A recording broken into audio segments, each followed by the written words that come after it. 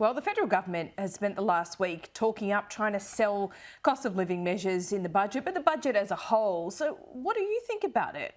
What has been announced that has affected your life or will affect your life? We head to the suburbs with RedBridge Group Director Simon Welsh. Simon, thanks so much for your time this morning. Now, you've been conducting focus groups as late as last night. What is the feedback on the budget?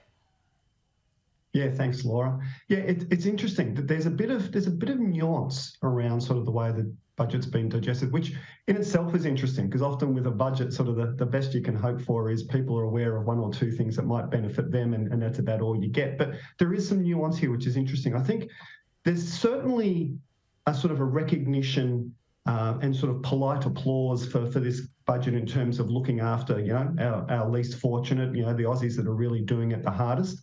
So there's awareness of sort of the job seeker and some of those increases.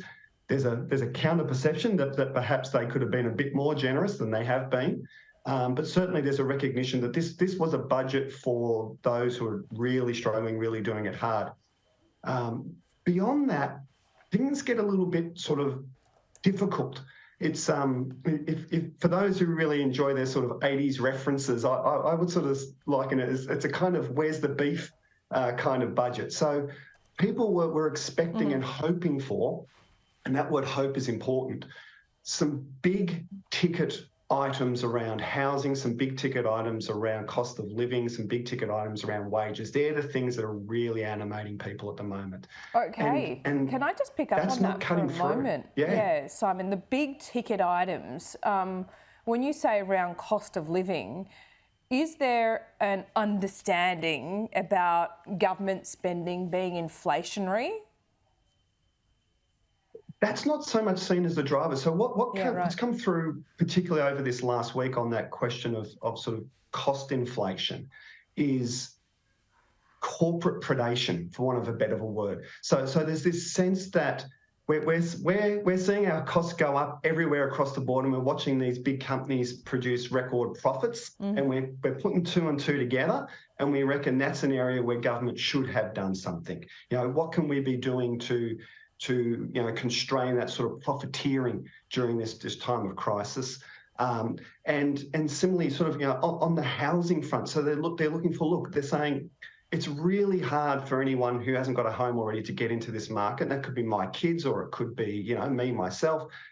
Where are the big reforms around this sort of stuff? A $500 cost of living sort of payment gets almost written off 100 cents in the dollar because it's gone after one bill. Where's the lasting sort of reform that's got, it might not be an immediate relief, but it gives me a hope that into the future things are going to start to get better, because if things continue the way they're going at the moment, I'm not sure how I'm going to sort of pay the bills and get through the end of the month sort of stuff. Right. So people are in the midst of this cost of living crisis and they don't have a lot of hope just yet. What came up in these groups that was surprising or was unprompted, Simon?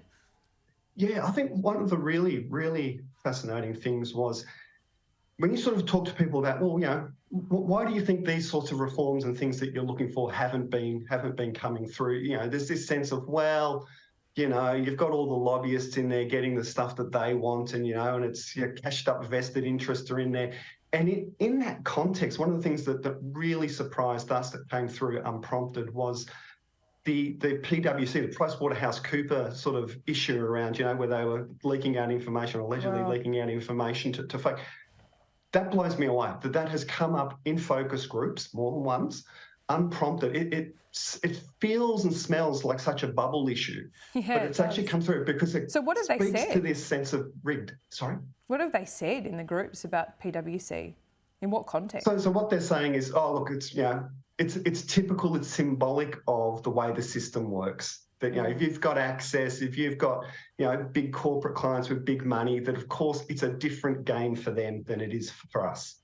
So that real sense of sort of being two systems here, one for the wealthy and the powerful, and the one for us out here in the suburbs. And who do they blame for that? Plenty of blame to go around on that. It's certainly it's not seen as a kind of a Labor Liberal thing. It is a political class thing. If I can, they wouldn't use that word. That's my word to sort of sum up that it's all those vested interests. It's the major parties in general, and major parties in general are still taking a bit of kicking as a kind of a brand, if you will, versus the more sort of independent and minor parties that are coming through as well. So it's that sort of rusted political class that they sort of look to with a bit of disappointment and frustration. Yeah, right. That's not surprising at all. Now, a couple of weeks ago, we're on the Carl Sandilands wedding and the stadium in Tasmania. We discussed that the honeymoon looked to be over for Anthony Albanese. I think that is true, not to say that, it's completely flipped or is all of a sudden deeply unpopular. But what's the general vibe around this government and this budget?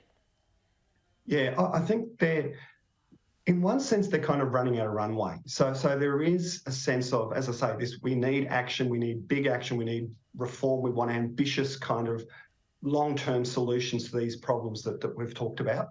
And what we're getting is kind of the holding pattern. So that as each bill goes up, after each interest rate rise, that runway gets shorter and shorter and shorter. The counter to that is that in these discussions, the Liberals are really nowhere. So they're not cutting through at all. And they're not they're not picking up from them a sense of there's an alternative government ready and waiting to go. Wow, so not even the stuff about being able to work more before your payments are affected, or even the gambling ad stuff in the budget reply, that didn't cut through? I think we've had two people mention the idea of being able to work more before you get your job seeker cut as a good idea, I might say, but not a lot of cut through beyond that. Wow, Simon Welsh, fascinating to talk to you, particularly this week. We'll see you soon. Thanks, Laura.